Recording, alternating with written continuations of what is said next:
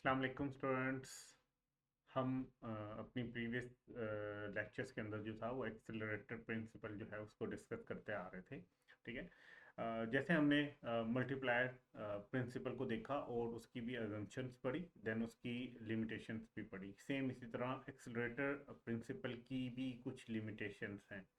अच्छा, ये जो लिमिटेशंस हैं ये इसकी अजम्पशंस के साथ ही लिंक है। बेसिकली लिमिटेशंस को ही दूर करने के लिए अजम्पशंस ली जाती हैं।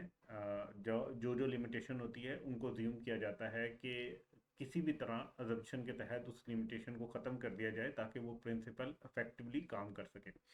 एक्सीलरेटर इफेक्ट जो है, जो कि ये कहता है कि अगर आप थोड़ा सा चेंज करोगे अपनी आउटपुट को तो कहीं ज़्यादा चेंज आएगा इन्वेस्टमेंट के अंदर। ठीक है। मतलब अगर आप आउटपुट को थोड़ा सा बढ़ाते हो तो इन्वेस्टमेंट में काफ़ी ज़्यादा जो है वो चेंज आएगा, या इसको थोड़ा सा कम करते हो तो इसमें काफ़ी ज़्यादा कमी आएगी। ये सारा एक्सीलरेटर का इफेक्ट होता है जो चल रहा होता है। बट इस एक्सीलरेटर इफेक्ट या इस एक्सीलरेटर प्रिंसिपल के लिए ना कुछ लिमिटेशंस हैं। कि ये सही से थ्योरी के मुताबिक अगर हम अजम्पशंस ले लें तो सही से काम करेगा, लेकिन एक्चुअली या प्रैक्टिकली ये पॉसिबल नहीं होता।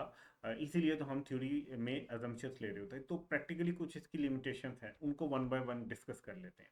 अच्छा, मल्टीप्लायर की बात करें या एक्सीलरेटर की बात करें, इनकी जो अजम्पशंस हैं और इनकी जो लिमिटेशंस हैं ये बहुत इंपॉर्टेंट है। ठीक है।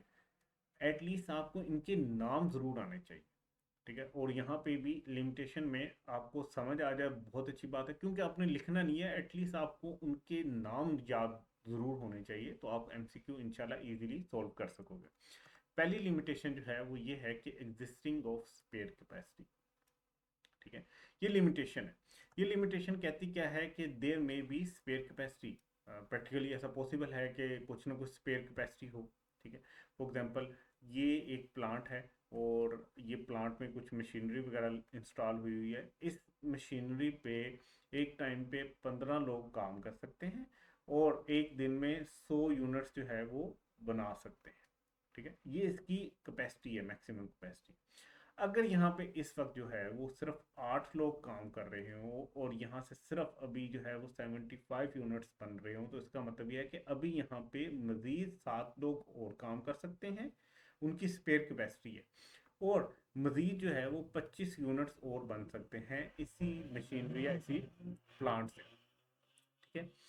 ये जो है, अब ये स्पेयर कैपेसिटी कहलाएगी। अगर तो ये स्पेयर कैपेसिटी एग्जिस्ट कर रही है, there may be spare capacity within the firm which means it does not need to increase the net investment. अगर ये स्पेयर कैपेसिटी एग्जिस्ट कर रही है तो जो इन्वेस्टर है उसको जरूरत नहीं है कि वो एक नया प्लांट लगा के जो है ना वहां पे काम शुरू करे। क्यों? क्योंकि उसके पास अभी एग्जिस्टिंग स्पेयर कैपेसिटी मौजूद है, पहले वो उसको पूरा करेगा। ठीक है। तो अगर ये पूरी की पूरी कंप्लीट होती कि यहाँ पे 15 लोग ही काम कर रहे होते, 100 यूनिट्स ही बन रहे होते, तो फिर इन्वेस्टर मजीद आउटपुट लेने के लिए मजीद इन्वेस्टमेंट करता और नया प्लांट लगाता और उस पे उससे आउटपुट लेता। ठीक है। So there may be spare capacity within the firm which means it does not need to increase its net investment by such a large amount. उसको इतनी बड़ी इन्वेस्टमेंट करने की जरूरत नहीं है। Its existing resources could manage. अगर ये हो रहा है कि स्पेयर कैपेसिटी मौजूद है और उसकी एग्जिस्टिंग रिसोर्सेज जो हैं उन्हीं से काम चलाया जा सकता है जैसे कि इधर बताया गया, तो फिर ये एक्सीलरेटर इफेक्ट काम ही नहीं करेगा। एक्सीलरेटर का प्रिंसिपल उस तरीके से काम ही नहीं करेगा कि हम कहते थे कि थोड़ी सी आउटपुट बढ़ाओ तो कई गुना ज़्यादा इन्वेस्टमेंट बढ़ जाएगी। ये तभी काम करेगा कि जब आप अपनी 100% कैपेसिटी को यूज़ कर रहे हो। फिर अगर आप आउटपुट बढ़ाना चाहते हो तो आपको कहीं गुना ज़्यादा इन्वेस्टमेंट लेके आनी पड़ेगी। नेक्स्ट है adjustment. Adjustment time lag cost, adjustment cost and time lag cost. ठीक है। ये दो कॉस्ट होती हैं। अच्छा, time and cost required to adjust the level of capital stock are not constant in this simple model. मतलब ये एक सिंपल सा मॉडल बनाया गया, एक सिंपल सा प्रिंसिपल बनाया गया, इसमें इग्नोर कर दिया गया है कि यार इस मॉडल के मुताबिक तो कुछ एडजस्ट करने के लिए नई कॉस्ट भी लगेगी। लाइक आपको कुछ कॉस्ट होती है, this cost may be business cost due to installation of new machinery. Like आपने न्यू मशीनरी इंस्टॉल करनी है, उसके लिए आपको कॉस्ट होती है, उसको यहाँ पे इग्नोर कर दिया गया। ठीक है। या आपको पता है कि भाई नया प्लांट लगाने के लिए ठीक है, एक नया प्लांट, एक नई फैक्ट्री लगाने के लिए टाइम भी लगेगा, ठीक है, टाइम लैग भी होगा उसके अंदर, और उसको बनाने के लिए कुछ एडिशनल कॉस्ट भी आएगी, उस इन्वेस्टमेंट के अलावा कुछ और कॉस्ट भी आएगी। इन दोनों को इस सिंपल जो है ना प्रिंसिपल, उसमें इग्नोर कर दिया गया। इसमें तो सिंपल सा कहा गया है कि भाई थोड़ी सी चेंज करोगे आउटपुट में तो कहीं गुना ज़्यादा आपकी इन्वेस्टमेंट में चेंज आएगी। तो यहाँ पे ये भी इसकी लिमिटेशन है कि इसके अंदर जो है वो टाइम लैग को भी इग्नोर कर दिया गया, और कुछ और अगर एडजस्टमेंट कॉस्ट आ रही है इन्वेस्टमेंट से रिलेटेड, बिजनेस की जो भी कॉस्ट होगी उसको भी यहाँ पे इग्नोर कर दी।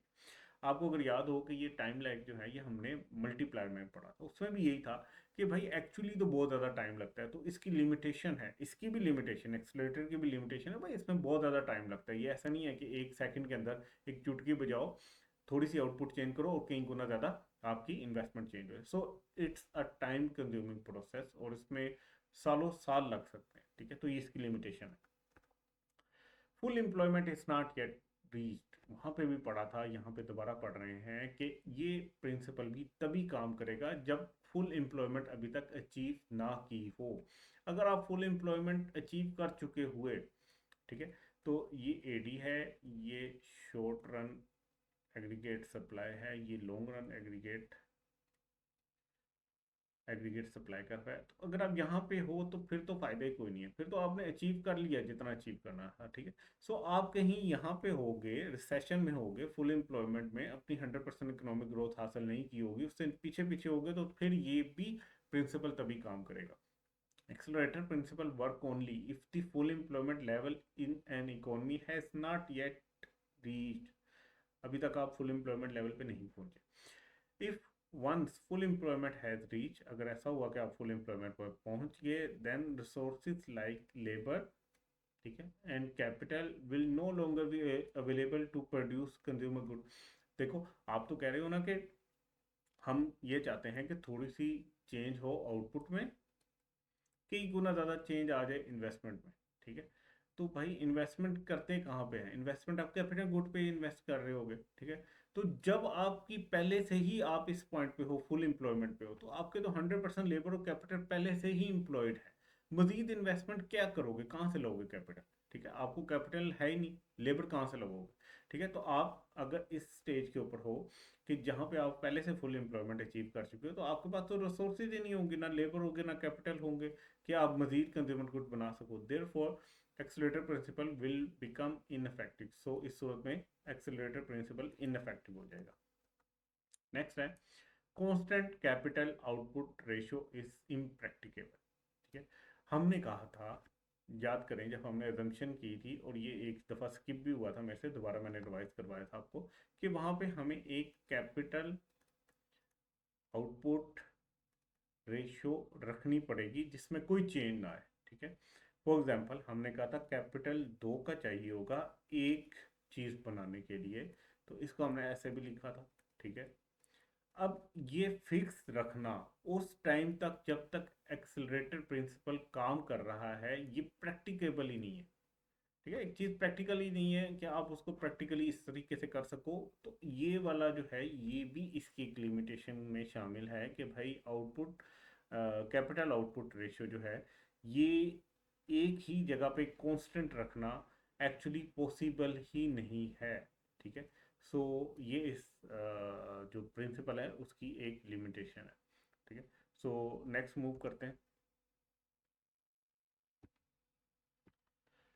Accelerator principle is workable only if there is a constant COR, capital output ratio, which is not possible practically, ठीक है, प्रैक्टिकली पॉसिबल ही नहीं। उसके बाद है sustainable increase in demand for consumer good. हम ये चाहते हैं कि एक लगातार डिमांड इंक्रीज होती रहे कंज्यूमर गुड की, ताकि कंज्यूमर गुड की आउटपुट बनती रहे, और जैसे ही कंज्यूमर गुड की आउटपुट बनेगी, आउटपुट बढ़ेगी या आउटपुट चेंज होगी, तो उसके रिएक्शन में आपके कई गुना ज़्यादा चेंज आएगा इन्वेस्टमेंट के अंदर। सो एक सस्टेनेबल इंक्रीज इन डिमांड होना ज़रूरी है, ठीक है। सस्टेनेबल का मतलब यह है कि लगातार चलने वाली इंक्रीज होनी चाहिए, जो लगातार इंक्रीज होती रही डिमांड में, ठीक है। Accelerator principle work only if there is a long term increase in demand for consumer good. अगर ये इंक्रीज रहेगा तो गुड्स बनती रहेंगी तो मजीद इन्वेस्टमेंट चाहिए होगी एंड सो ऑन, ये चलता रहेगा। लेकिन ये भी इसकी एक लिमिटेशन है, ऐसा पॉसिबल नहीं होता। ठीक है। अच्छा, अब इंशाल्लाह नेक्स्ट वीडियो के अंदर हम मल्टीप्लायर और एक्सलेटर को एक साथ देखेंगे, इनका इंट्रैक्शन कैसे होता है और इनका नेशनल इनकम के ऊपर जो है वो क्या इफेक्ट आता है। सो इंशाल्लाह मिलते हैं नेक्स्ट वीडियो में। अपना ख्याल रखिएगा। अल्लाह हाफिज़।